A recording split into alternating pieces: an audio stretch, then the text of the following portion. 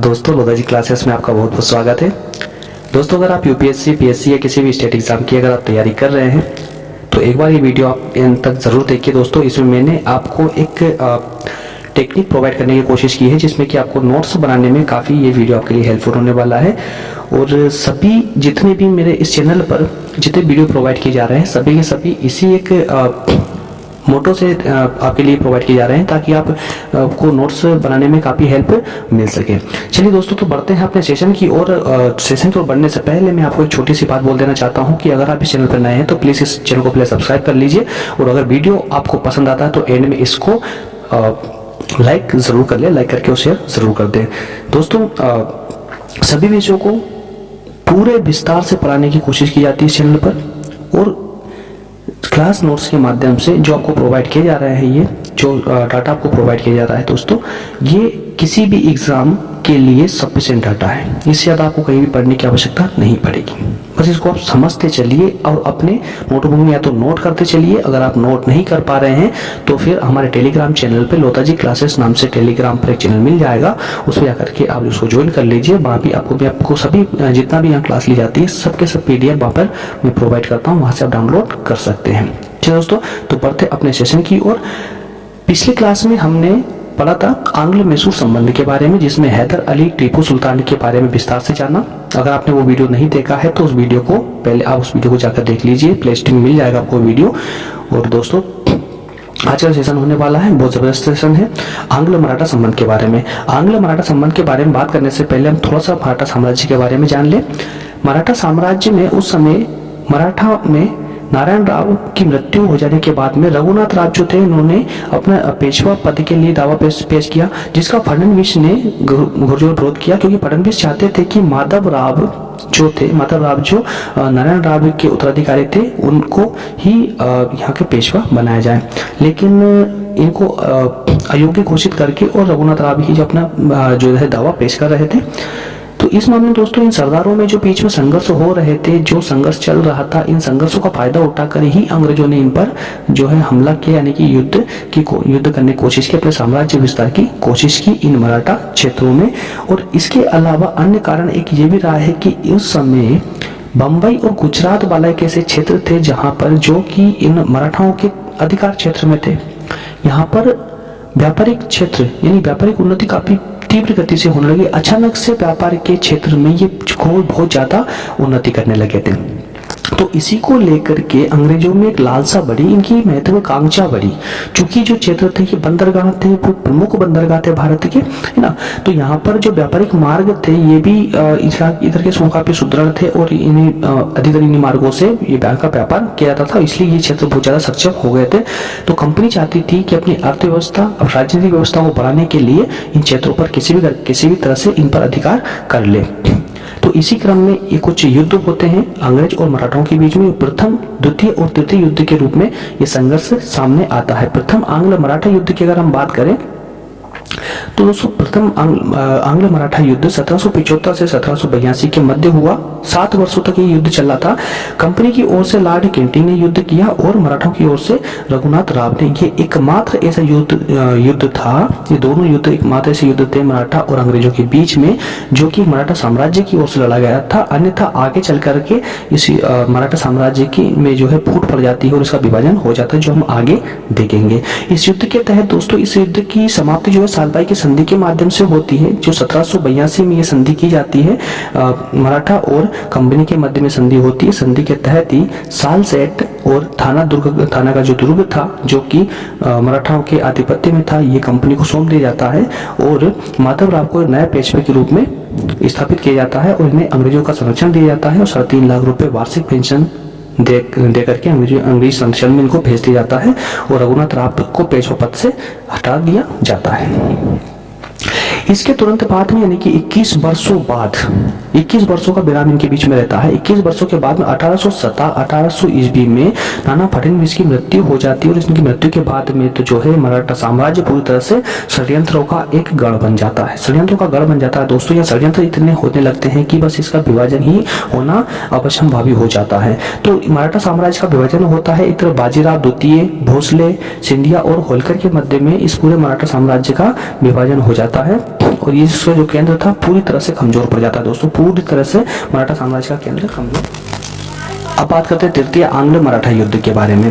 दोस्तों दूसरा युद्ध खत्म होने के बाद में मराठाओं के पास में काफी समय बच चुका था, काफी समय मिला था इनको। अगर इस समय में चाहते तो एकीकृत होकर के अपने सैनिक शक्ति में सुधार कर सकते थे, अपनी अर्थव्यवस्था की ओर ध्यान दे सकते थे, लेकिन मराठाओं ने ऐसा किया नहीं।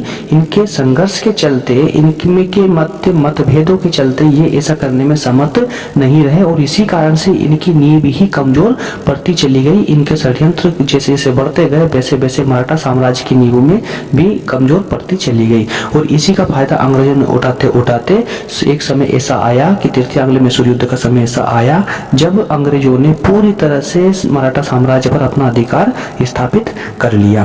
दोस्तों इसी के तहत ही इन्होंने के द्वारा जो है सिंधिया और होलकर ने जो पानीपत का तृतीय युद्ध हुआ था, उस तृतीय युद्ध में पिंडारियों को अपनी सेना में भर्ती कर लिया था।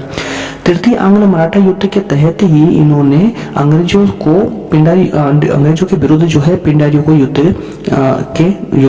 में भिड़ा दिया है ना, युद्ध में भिड़ा।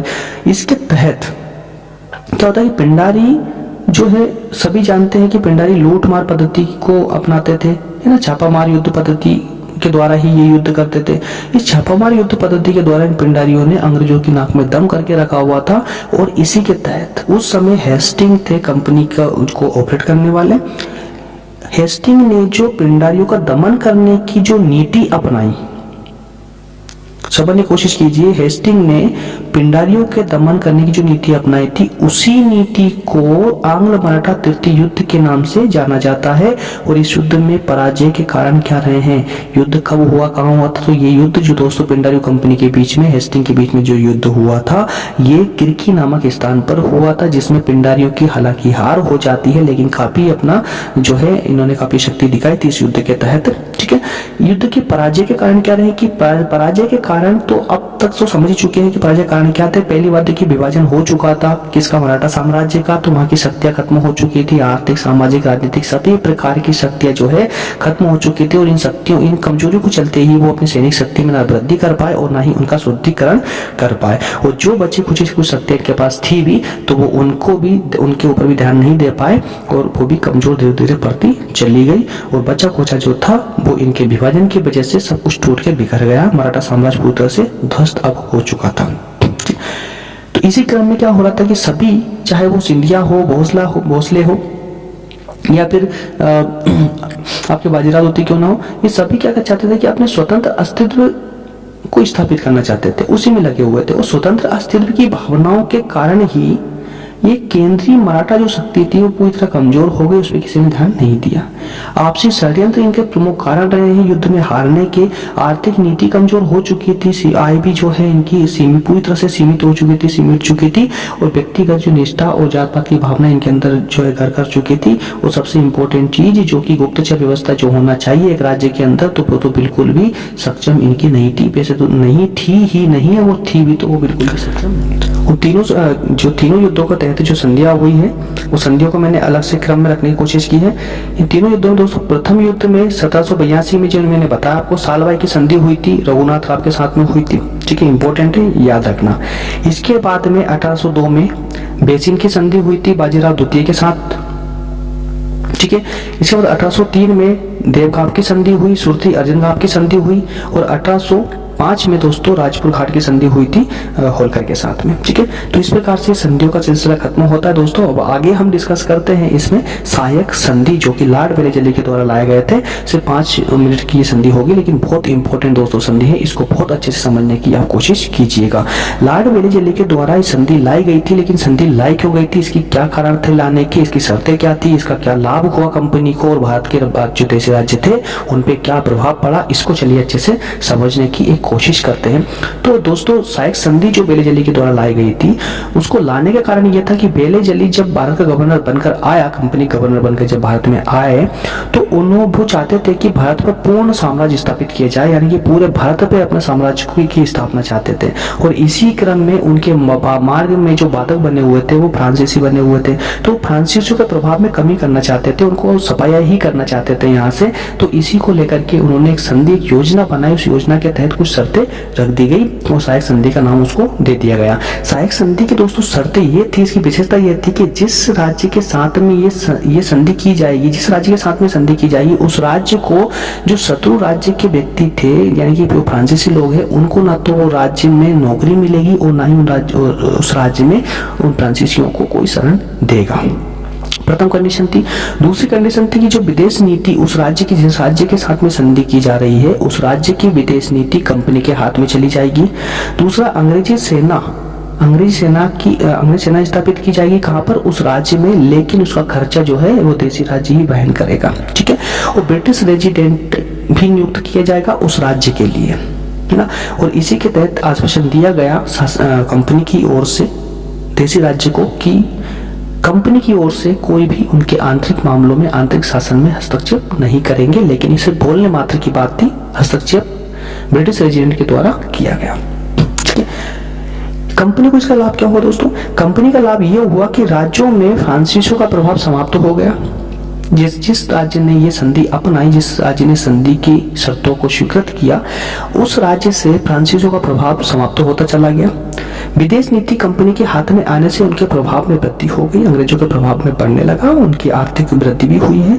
और राज्य के खर्चों पर एक विशाल अंग्रेजी सेना का भी निर्माण हुआ, जो कि अंग्रेज चाहते थे पूरे भारतवर्ष पर अधिकार करने के लिए उनको एक विशाल सेना की आवश्यकता थी, जो कि इस सहायक संधि के माध्यम से लगभग पूरी भी हुई है, ठीक है। साम्राज्यवादी सीमा का भी इनका काफी विस्तार हुआ, ठीक है।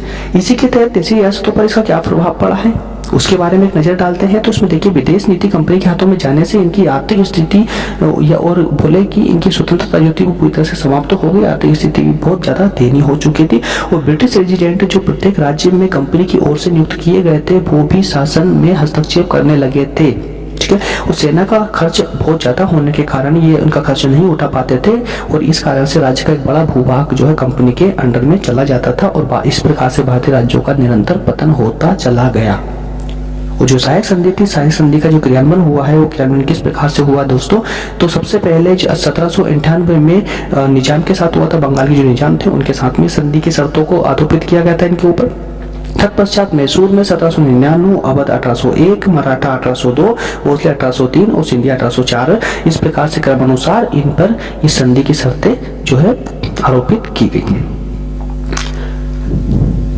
दोस्तों, नोट्स के पीडीएफ को अगर चाहिए आपको डाउनलोड करना है तो आप हमारे स्लोदाजी क्लासेस के टेलीग्राम चैनल पर जाकर के उनसे वहां से डाउनलोड आसानी से कर सकते हैं।